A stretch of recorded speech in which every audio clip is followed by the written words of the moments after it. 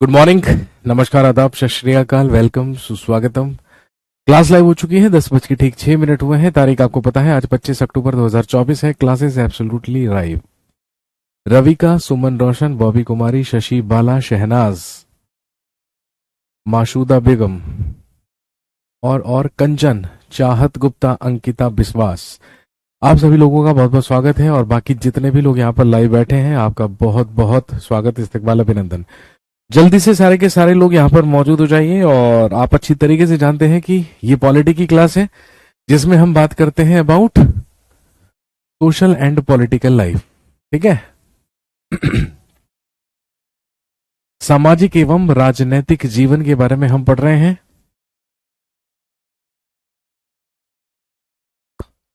सामाजिक एवं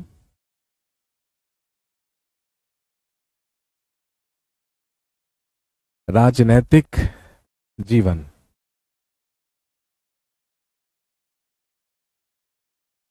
social and political life, सामाजिक एवं राजनैतिक जीवन।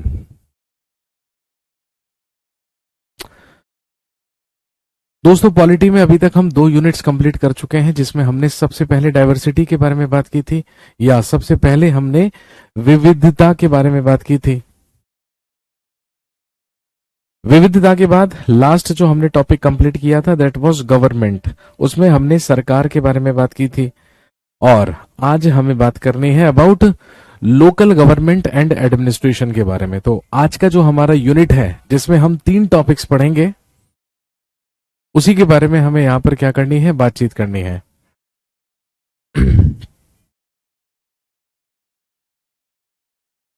हेडिंग डाल लीजिए, local government and administration.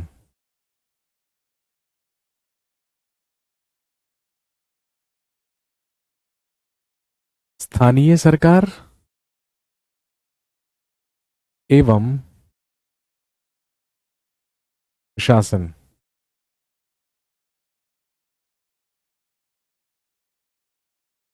Local government and administration.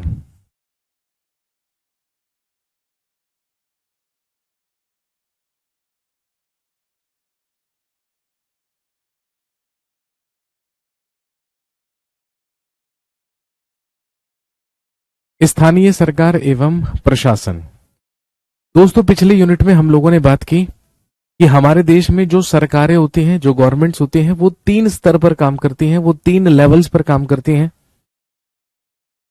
सबसे पहला लेवल होता है लोकल लेवल, यानी कि स्थानीय स्तर। और जब हम स्थानीय स्तर के बारे में बात करते हैं, तो स्थानीय स्तर पर हमारे पास पंचायतें और नगर पालिकाएं होती हैं। उसके बाद होता है स्टेट लेवल, राज्य स्तर, जहां पर स्टेट गवर्नमेंट या राज्य सरकार कार्य करती है। और फिर उसके बाद सेंट्रल लेवल या केंद्रीय स्तर पर काम करती है यूनियन गवर्नमेंट या संघीय सरकार, या जिसे आप केंद्रीय सरकार भी कहते हैं। तो कहने का मतलब है, इन तीनों लेवल्स पर हमारे देश में सरकारें काम करती हैं, सरकारें वर्क करती हैं। लेकिन आज हम इसमें सबसे पहला स्तर, सबसे पहला लेवल पढ़ेंगे, जो कि लोकल गवर्नमेंट एंड एडमिनिस्ट्रेशन है, स्थानीय सरकार एवं प्रशासन। और इसी में सबसे पहले हम बात करेंगे, हेडिंग डाल लीजिए, पंचायती राज के बारे में।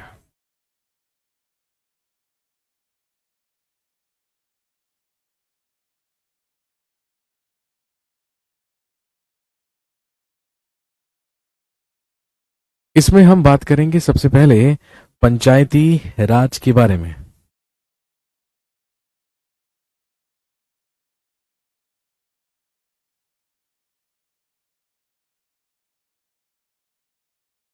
और पंचायती राज में हम जानेंगे सबसे पहले ग्राम सभा के बारे में।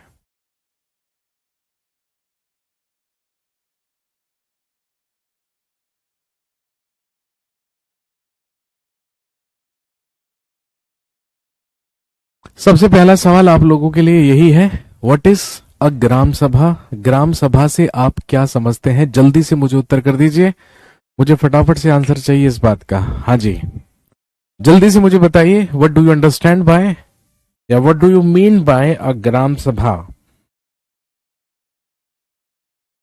ग्राम सभा से आप क्या समझते हैं? ग्राम सभा का क्या मतलब होता है? कौन बताएगा मुझे?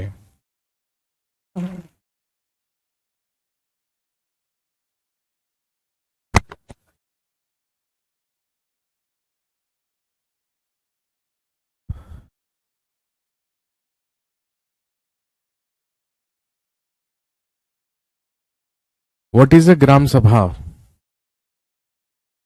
हुमेरा कमाल का कहना है गांव की सभा। ओके।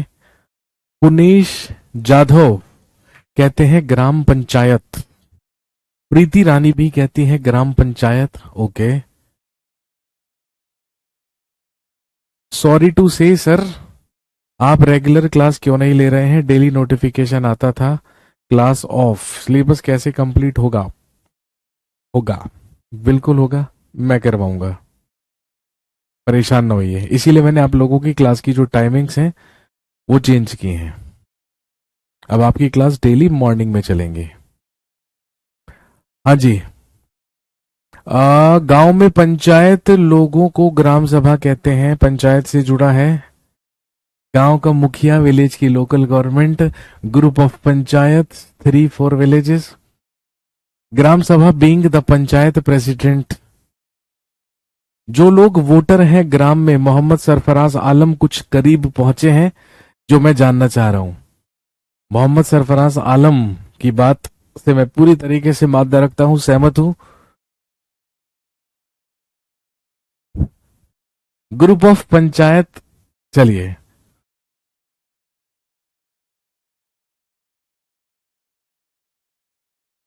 चलिए ठीक है। आपने अलग अलग बातें कही ग्राम सभा के लिए।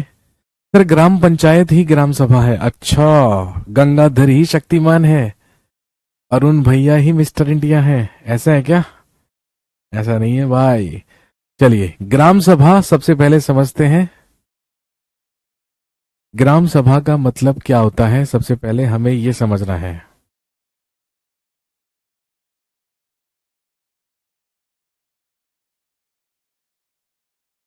लिखिए, ग्राम सभा is a meeting of all adults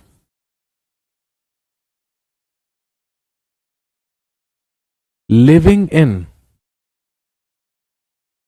an area of a panchayat. ठीक है, ये आपकी एनसीईआरटी की परिभाषा है। ठीक है, ये आपकी एनसीईआरटी की परिभाषा है। आपकी एनसीईआरटी कहती है कि ग्राम पंचायत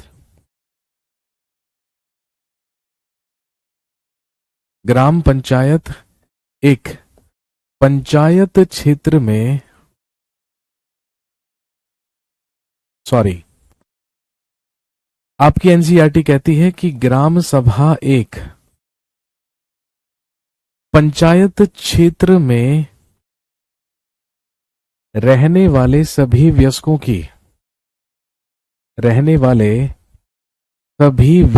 की सभा होती है।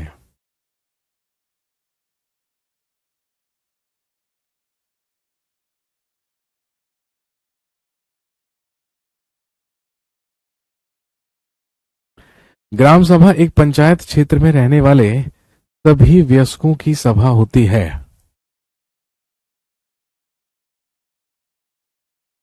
अब मैं दावे के साथ कह सकता हूं, आप में से आधे लोगों को ये डेफिनेशन समझ में नहीं आई होगी, है ना? यही सबसे बड़ी दुविधा है हमारी एनसीईआरटी की बुक्स के साथ। हमारी एनसीईआरटी की जो किताबें हैं वो हैं सरकारी किताबें, लेकिन उसमें किसी भी चीज को बहुत ही सिंप्लीफाइड तरीके से नहीं समझाया गया है। हर चीज को जरूरत से ज्यादा जटिल बना दिया गया है, कॉम्प्लिकेटेड बना दिया गया है। ठीक है, अब मैं आपको अपनी भाषा में अगर ग्राम सभा की डेफिनेशन दूं, है ना, तो सिर्फ इतनी सी बात, एक पंचायत क्षेत्र में रहने वाले वो सभी लोग जो 18 साल के हो चुके हैं और जिनका नाम उस क्षेत्र की मतदाता सूची में दर्ज हो चुका है, उन सारे के सारे लोगों के ग्रुप को ग्राम सभा कहा जाता है। इससे भी आसान शब्दों में, है ना भाई, आप जानते हैं हर ग्राम की एक क्या होती है, ग्राम पंचायत होती है। अब जरूरी नहीं है कि हर ग्राम की अलग अलग या हर गांव की अलग अलग हो भाई। ग्राम पंचायत तो एक या एक से अधिक गांवों की भी मिलकर हो सकती है। अब फॉर एग्जाम्पल एक ग्राम पंचायत है जिसके अंतर्गत 4 गांव आते हैं फॉर एग्जाम्पल। अब इन चारों गांव में रहने वाले जितने भी लोग होंगे जिनके वोटर्स आईडी कार्ड बने हुए हैं, वो सारे के सारे लोग मिलकर क्या कहलाएंगे, ग्राम सभा।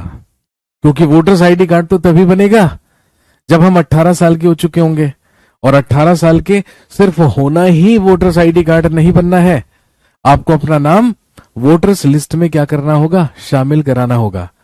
तो एक ग्राम में, एक गांव में रहने वाले वो सारे के सारे लोग जिनका नाम उस गांव की मतदाता सूची या वोटर्स लिस्ट में शामिल है, उन सभी लोगों के ग्रुप को, मीटिंग को ही क्या कहा जाता है, ग्राम सभा कहा जाता है।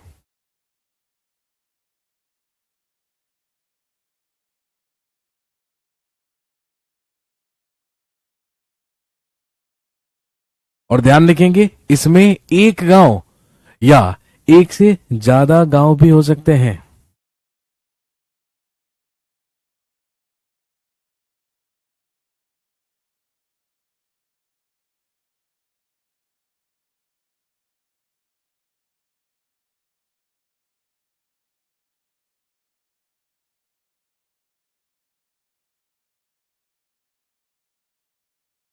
तो जैसा कि मैंने आपसे कहा कि जो ग्राम सभा है वो एक या एक से अधिक गांव की हो सकती है। सिंप्लीफाइड तरीके से समझ में आ गया। अब हम समझते हैं ग्राम पंचायत।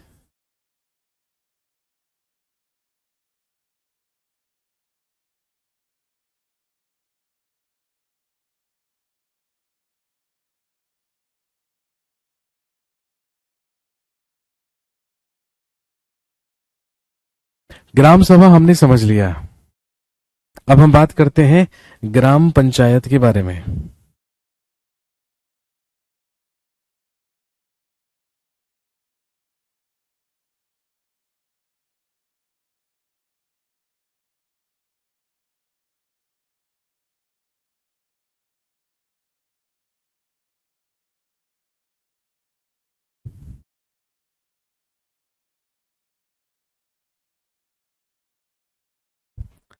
लिखेंगे एवरी विलेज पंचायत और ग्राम पंचायत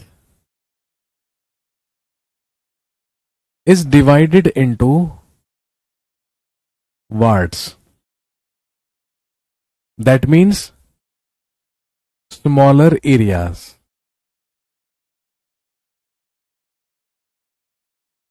हर एक ग्राम पंचायत, हर एक ग्राम पंचायत कई वार्डों में क्या होती है, बटी होती है।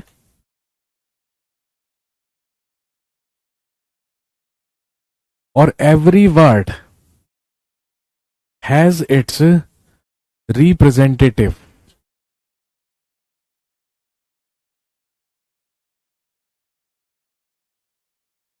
प्रत्येक वार्ड का एक प्रतिनिधि होता है,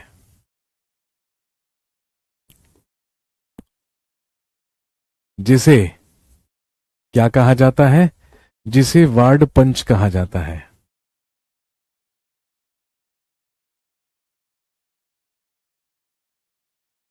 एक ग्राम पंचायत, एक ग्राम पंचायत कई छोटे छोटे एरियाज, कई छोटे छोटे क्षेत्रों में क्या होती है, बटी होती है।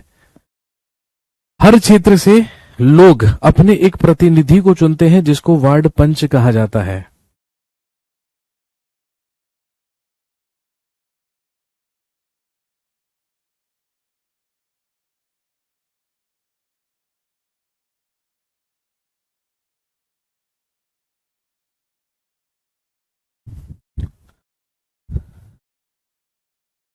और ध्यान रखेंगे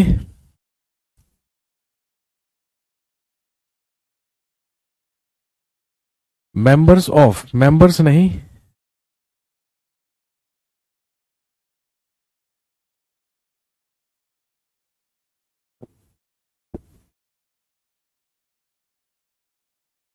प्रत्येक वार्ड का एक प्रतिनिधि होता है जिसको क्या कहा जाता है, पंच कहा जाता है।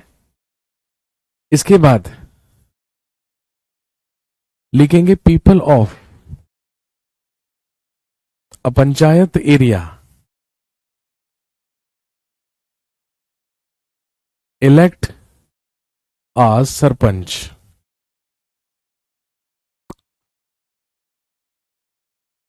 लिखेंगे पंचायत क्षेत्र के लोग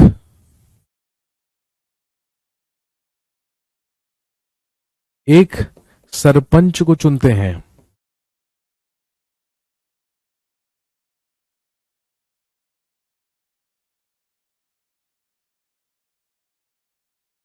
people of a panchayat area elect अ सरपंच। पंचायत क्षेत्र के लोग एक सरपंच को चुनते हैं।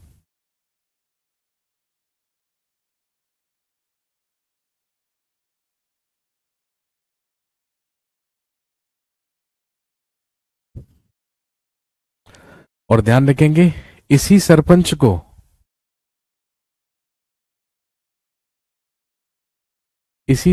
को पंचायत प्रेसिडेंट, इसी सरपंच को पंचायत प्रेसिडेंट या पंचायत का मुखिया कहा जाता है।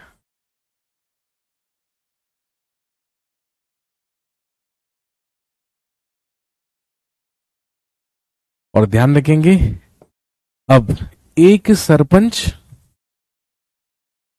और सारे के सारे वार्ड पंच, एक सरपंच और सारे के सारे वार्ड पंच मिलकर ही एक विलेज पंचायत या ग्राम पंचायत का गठन करते हैं।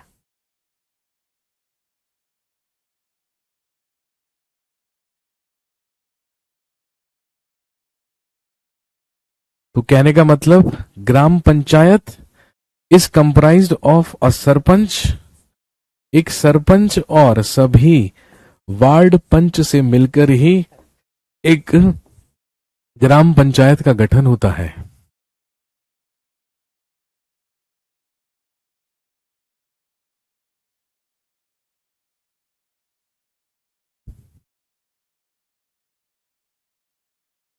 और ध्यान रखेंगे एक सरपंच और सभी वार्ड पंच मिलकर ही एक ग्राम पंचायत का गठन करते हैं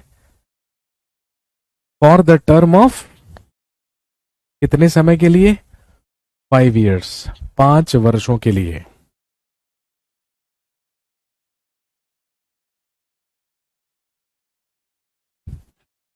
तो बेसिकली अगर हम ग्राम पंचायत को डिफाइन करें तो आप सीधा सीधा कह सकते हैं कि पंच, सभी वार्ड पंच और सरपंच के ही समूह को क्या कहा जाता है, ग्राम पंचायत कहा जाता है, जो कि एक पंचायत का गठन या एक ग्राम पंचायत का गठन 5 वर्षों के लिए या 5 सालों के लिए करते हैं।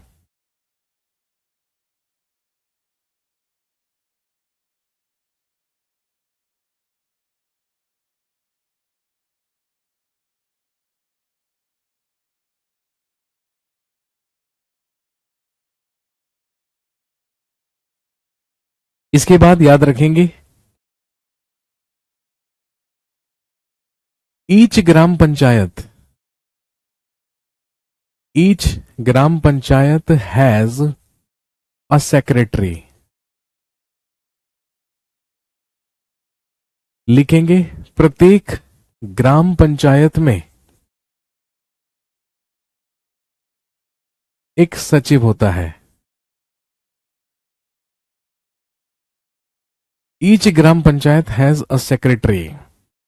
प्रत्येक ग्राम पंचायत में एक सचिव होता है। लिखेंगे he is also a secretary for gram sabha. ये ग्राम सभा का भी सचिव होता है।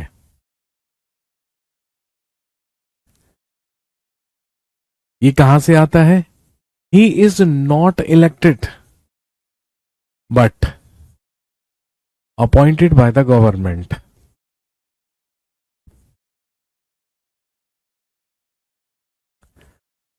लिखेंगे इसे चुना नहीं जाता है बल्कि सरकार द्वारा इसकी नियुक्ति की जाती है। He is not elected but appointed by the government. लिखेंगे यह निर्वाचित नहीं होता है जबकि इसकी सरकार के द्वारा नियुक्ति की जाती है। He is not elected but appointed by the government.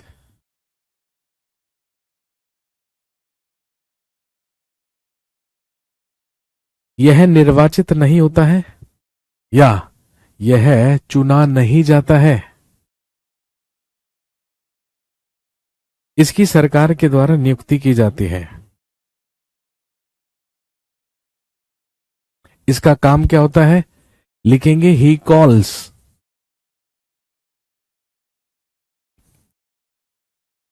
The meetings of gram panchayat and gram सभा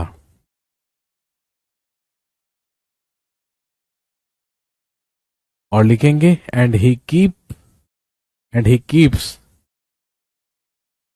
द रिकॉर्ड्स ऑफ मीटिंग्स। लिखेंगे इसका कार्य ग्राम पंचायत और ग्राम सभा की बैठकें बुलाना होता है। इसका कार्य ग्राम सभा और ग्राम पंचायतों की बैठकें बुलाना होता है और यह उन बैठकों का रिकॉर्ड भी रखता है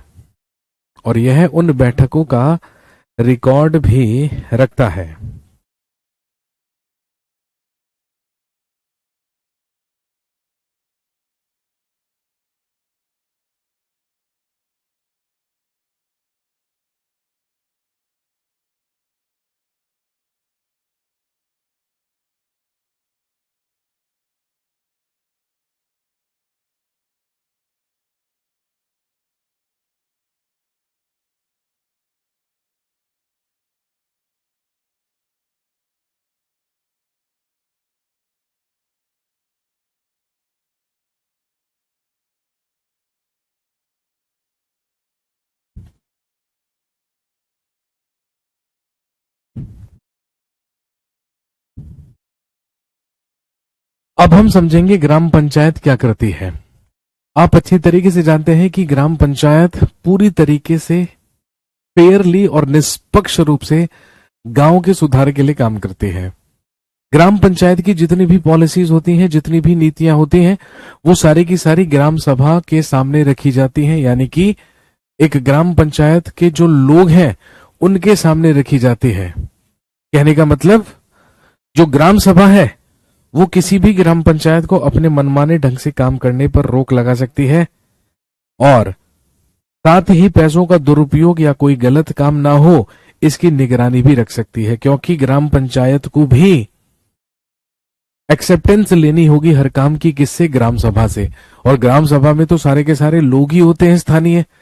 इसीलिए हम कह सकते हैं कि लोकल गवर्नेंस में, स्थानीय स्वशासन में लोगों की भी प्रशासन में भागीदारी होती है, इन्वॉल्वमेंट होती है, पार्टिसिपेशन होता है। कोई भी पंचायत मनमाने तरीके से काम नहीं कर सकती है। ग्राम सभा हमेशा उस पर कंट्रोल करने का काम करती है। इस तरीके से ग्राम सभा चुने हुए प्रतिनिधियों पर नजर रखने और लोगों के प्रति उन्हें जिम्मेदार और जवाबदेह बनाने में भी महत्वपूर्ण भूमिका निभाती है।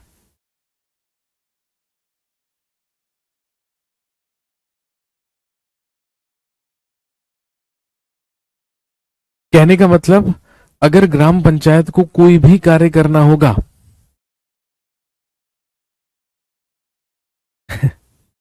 मेरा नाम भी ले लो। अच्छा जी, मतलब क्लास शुरू होने के आधे घंटे के बाद आपको याद आ रहा है कि आपको भी अपना नाम सुनना है मेरी तरफ से। सर आवाज टकरा रहा है। भाई मेरी आवाज टकरा रही है क्या आपको? वही आपके दिमाग में मेरी आवाज टकराएगी तभी तो समझ में आएगा, बिना उसके कैसे समझ में आएगा? क्यों यशस्विनी, सही पकड़े है ना? यही सुनना था आपको। मेरी आवाज टकरा रही है। कहाँ टकरा रही है भाई? वादियों में जाकर। सर पंचायत सीरीज में भी ऐसा ही था। अब देखिए पंचायत सीरीज तो खैर एक अलग चीज है, लेकिन हाँ ये बात जरूर है कि कोई भी ग्राम पंचायत ग्राम सभा के ऊपर जाकर कार्य नहीं कर सकती है। लेकिन ग्राम पंचायतों के कार्य क्या क्या होते हैं? Works of a gram panchayat.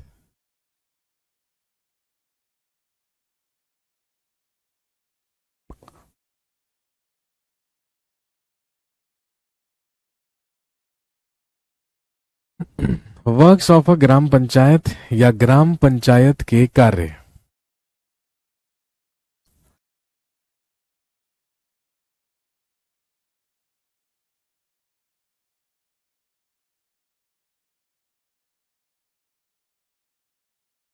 सबसे पहला मैं बोल देता हूं, आप लिख लीजिए। लिखिए कंस्ट्रक्शन एंड मेंटेनेंस ऑफ, लिखिए construction and maintenance of water sources,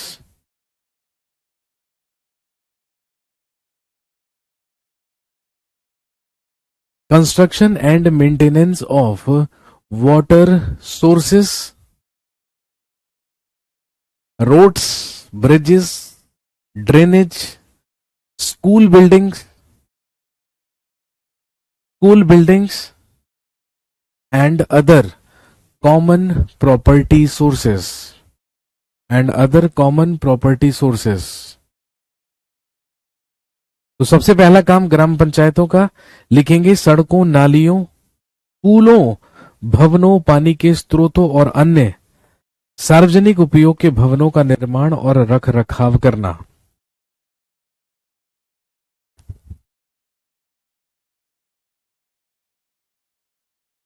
यही होता है कॉमन सी चीज, ये तो आप जानते ही हैं। सड़कों, नालियों, स्कूलों, सड़कों, नालियों, स्कूलों, भवनों और पानी के स्रोतों और अन्य सार्वजनिक उपयोग के भवनों का निर्माण करना और उनका रखरखाव करना।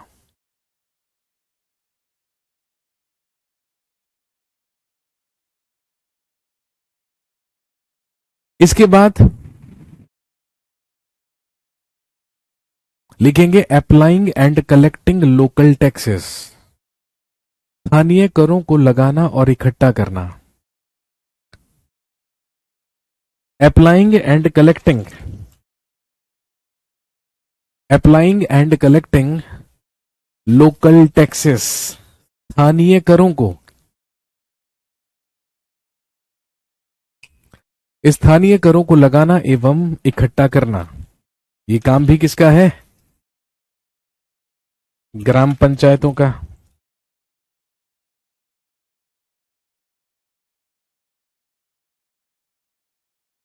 इसके अलावा लिखेंगे executing government schemes,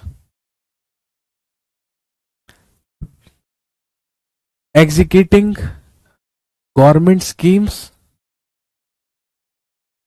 executing government schemes related to generating employment in a village. गांव के लोगों को रोजगार देने संबंधी सरकारी योजनाओं को लागू करना।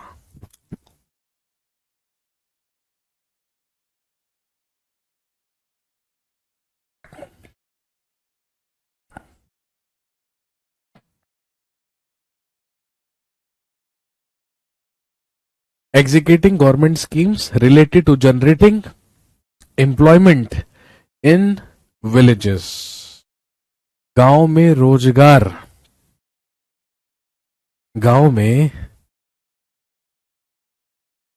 ये क्या लिखा है? पानी के स्रोतों से आगे बोलना है, अभी बोलता हूं मैं, रुकिए एक मिनट। गांव के लोगों को रोजगार देने संबंधी सरकारी योजनाएं लागू करना, ये महत्वपूर्ण काम है। ये वो महत्वपूर्ण काम है जो कि किसके होते हैं? ग्राम पंचायत के होते हैं या विलेज पंचायत के होते हैं। अगर आप लिख नहीं पाए हैं तो कोई परेशानी नहीं है, ये वीडियो आप 1000 बार देख सकते हैं, दोबारा वॉच कर लीजिएगा, कोई दिक्कत नहीं होगी। इसके बाद हम बात करते हैं अबाउट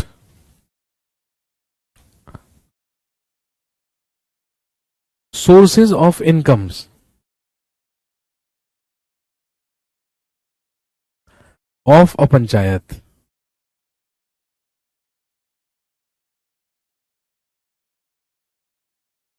पंचायत की आमदनी के स्रोत। Sources of incomes of a panchayat, panchayat की आमदनी के स्रोत।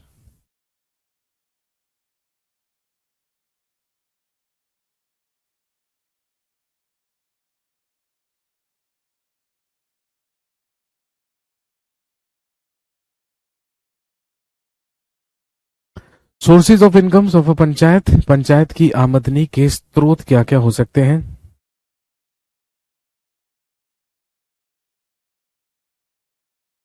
सबसे पहला लिखेंगे collection of taxes on houses and markets.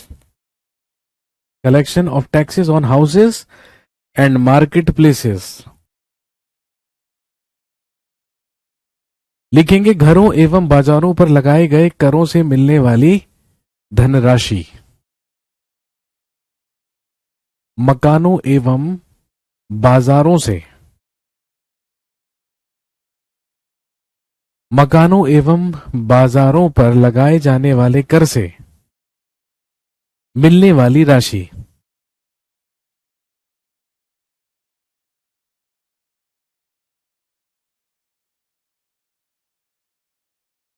इसके अलावा लिखेंगे government schemes funds received through various departments.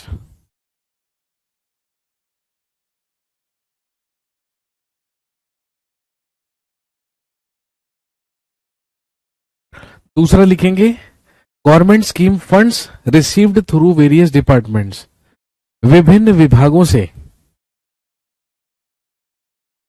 विभिन्न विभागों से सरकारी योजनाओं के लिए,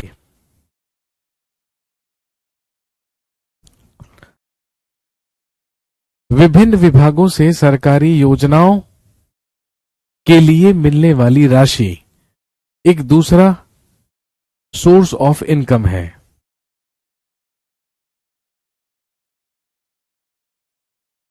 और इसके अलावा लिखेंगे donations for community works. Donations for community works, सामुदायिक कार्यक्रमों के लिए मिलने वाले दान। सामुदायिक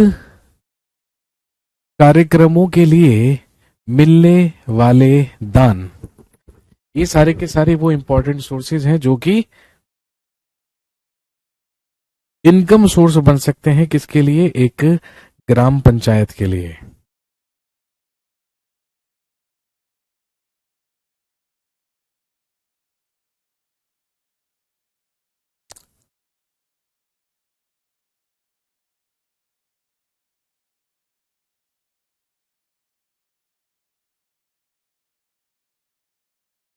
लेकिन हमारे देश में लेकिन हमारे देश में जो पंचायतें हैं वो कितने लेवल्स या कितने स्तरों पर कार्य करती हैं? तो ध्यान रखेंगे there are 3 levels of panchayat.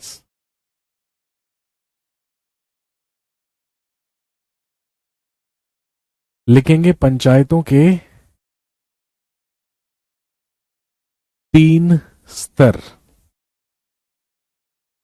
3 levels of panchayat या पंचायतों के 3 स्तर।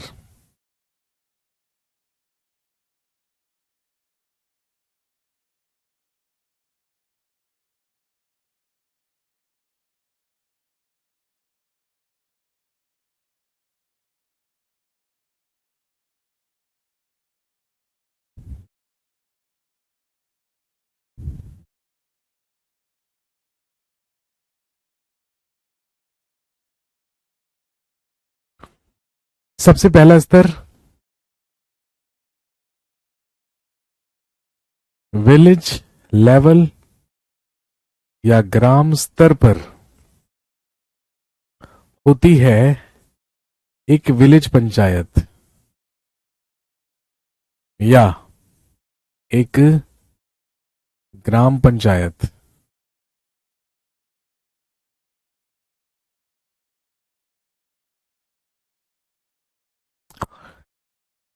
विलेज लेवल या ग्राम स्तर पर होती है विलेज पंचायत या ग्राम पंचायत, और कई ग्राम पंचायतें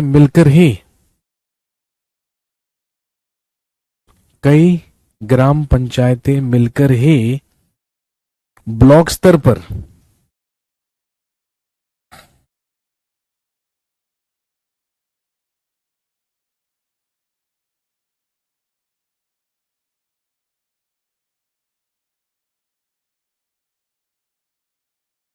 या खंड स्तर पर कहलाती है पंचायत समिति।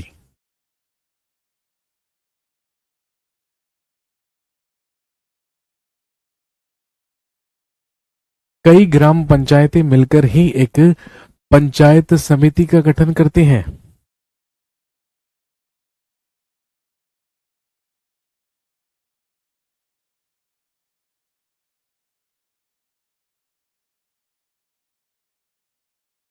और तीसरा लेवल डिस्ट्रिक्ट लेवल पर या जिला स्तर पर